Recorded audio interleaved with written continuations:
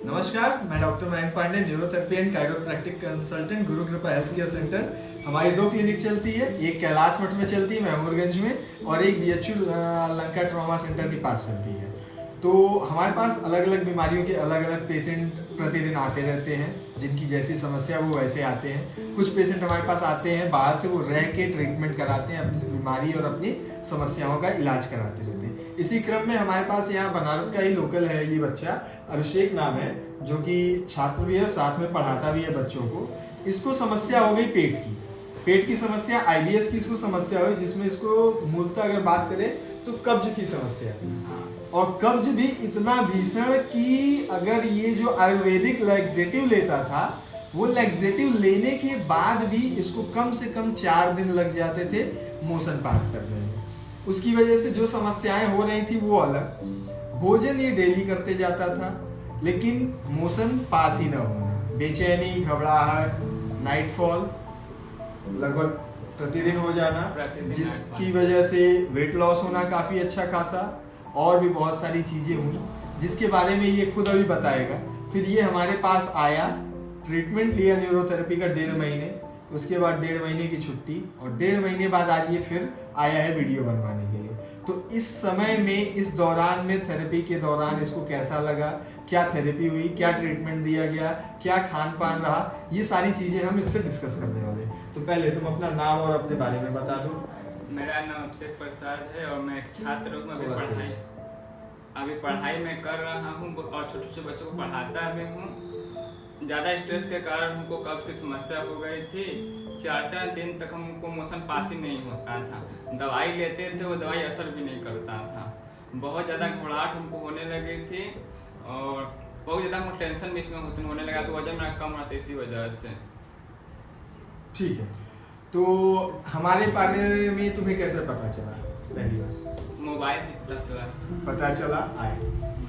आए तो क्या हुआ, कैसे ट्रीटमेंट हुआ, क्या क्या ट्रीटमेंट दिया गया, और क्या क्या खाने को बोला गया और क्या क्या नहीं खाने को बोला गया? खाने को तो बस 3 चीज़ों को छोड़कर बाकी सब खाने के लिए बोला गया था। क्या 3 चीजें नहीं खाए? मैदा नहीं खाना था। हाँ। और बाहर का सामान नहीं खाना था। हाँ। और एक और चीज क्या थी? नॉनवेज। हाँ, नॉनवेज नहीं खाना था। काफी समय हो गया, हम तो भूल गए हैं। हाँ, ठीक है, ये तीनों चीज छोड़ के तुमने घर का सब कुछ खाया? हाँ, एक समय था तुमने सब कुछ खाना लगभग छोड़ दिया था। हाँ, केवल दाल और रोटी पर काम चल रहा था, बाकी सब छूट गया था। दाल रोटी छोड़ के कुछ नहीं खा पाते? नहीं, कुछ नहीं। हमारे पास ये लड़का आया तो हमने इसको यही बोला कि तुम्हें जो खाना है खाओ, बस कंडीशन एक ही है, घर में बनवाओ और उसको खाओ। ना खाने की वजह से इसको न्यूट्रिशनल डेफिशिएंसी होने लगी थी, शरीर में एकदम ताकत ही नहीं थी। आया था तो एकदम लुंज पुंज था, चल नहीं पाना, हरारत रहना, क्योंकि पढ़ाना भी रहता था बच्चों को, तो एकदम थक जाता था। तो जब इसने खाना शुरू किया तो इसके मन में हमेशा, जो भी आईबीएस के पेशेंट आते हैं उनके मन में ये हमेशा डाउट रहता है कि सर जी जो खा रहे हैं इससे हमें कष्ट जरूर होगा। ये हर बार बोलता था, सर इससे दिक्कत तो नहीं होगी ना, इससे दिक्कत तो नहीं होगी ना, ऐसा नहीं ना समस्या बढ़ जाएगी। इसको फोर्स करके समझाना पड़ा, और उससे भी ज़्यादा साइंटिफिकली समझाना ज़्यादा फायदेमंद रहा कि जो न्यूट्रिशनल डेफिशिएंसी हो रही है, जिसकी वजह से नाइटफॉल भी हो जाता है और ये सारी चीज़ें हो रही हैं, उसको पूर्ण करने के लिए आपको डाइट में जो चीज़ें हमने ऐड कराई उसको लेना पड़ेगा। इसके अलावा डे टू डे जो डाइट है आपकी, उसको भी मेंटेन करना पड़ेगा। अगर वो भी मेंटेन नहीं है तो न्यूट्रिशनल डेफिशिएंसी आएगी और हमेशा कमजोरी रहेगी, और कमजोरी होगी तो एक टाइम पीरियड के बाद डिप्रेशन, एंजाइटी, घबराहट, ये सारी चीजें हमारे लाइफ स्टाइल में कॉमन चीज हो जाती है। सही है? हाँ। तो ये सारी चीजें तुमने खाई पी, सब कुछ खाया, न्यूट्रिशनल डेफिशिएंसी रही, वो खत्म हो गई। तुम्हारा घी भी खाया? हाँ, घी हमने अभी भी हम घी खा रहे हैं कंटिन्यू, 1 चम्मच 1.5 चम्मच रोज खाते हैं। नहीं तो घी से भी डर था? हाँ, दूध का सामान कोई हम यूज ही नहीं करते थे, कोई सा सामान दूध का नहीं यूज करते। अच्छा, दूध पूरी तरीके से बंद हो गया? हाँ, पूरा दूध का सब सामान बंद था।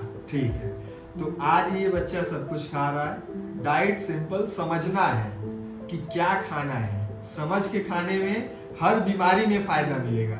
अगर बिना समझे जबरदस्ती खाएंगे तो वो नुकसान देगा। उसके अलावा न्यूरोथेरेपी का ट्रीटमेंट जो हम देते हैं, जो भी सेशन डिसाइड होते हैं वैसे आपको सेशन लेना है। गैप रहता है, गैप मेंटेन करके सारे सेशन होते हैं। सब कुछ करने के बाद जब समय आएगा आपकी छुट्टी हो जाती है।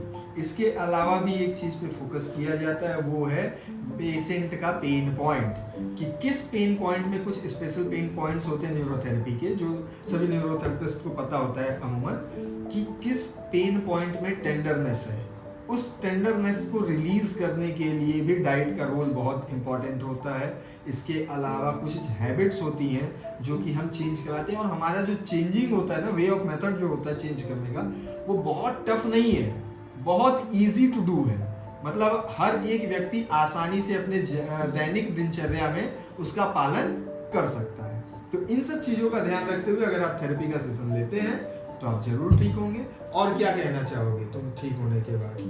कैसा अनुभव रहा तुम्हारा? अनुभव मेरा बहुत अच्छा रहा। थेरेपी जब हम कोई समय यहाँ आना था, उससे पहले हम डरते थे, मतलब हम थेरेपी लेंगे, इतना पैसा लगेगा, ठीक होगा कि नहीं ठीक होगा, कहीं पैसा ना बर्बाद हो जाए। अच्छा। ऐसा हमको डर लगता था। लेकिन हम ये सोच के यहाँ आए थे कि हम 10 दिन थेरेपी लेकर देखेंगे, अगर 10 दिन में कुछ आराम रहा तो हम यहाँ कंटिन्यू करेंगे, नहीं तो हम छोड़ देंगे। हाँ। लेकिन यहाँ आने के बाद दूसरे ही दिन में हमको आराम मिलने लगा, तो काफ़ी खुशी हुआ। मतलब धीरे धीरे हमको विश्वास हो गया कि ठीक हो जाएगा मेरा धीरे धीरे।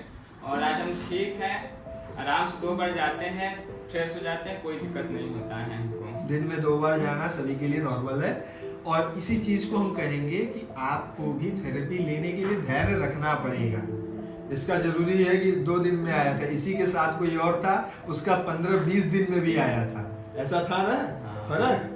तो धैर्य रखना पड़ेगा, सारा खेल धैर्य का। धैर्य रखेंगे, थेरेपी लेंगे, अच्छी डाइट, अच्छा रहन सहन, सब कुछ नॉर्मल हो जाएगा और आप पूरी तरीके से ठीक हो जाएंगे। बस आप आए, डायग्नोज कराएं, कंसल्ट करें, जो भी चीजें होंगी आप पर्सनली आके फिजिकली डायग्नोज कराएं, उसके अकॉर्डिंग आपको बता दी जाएगी।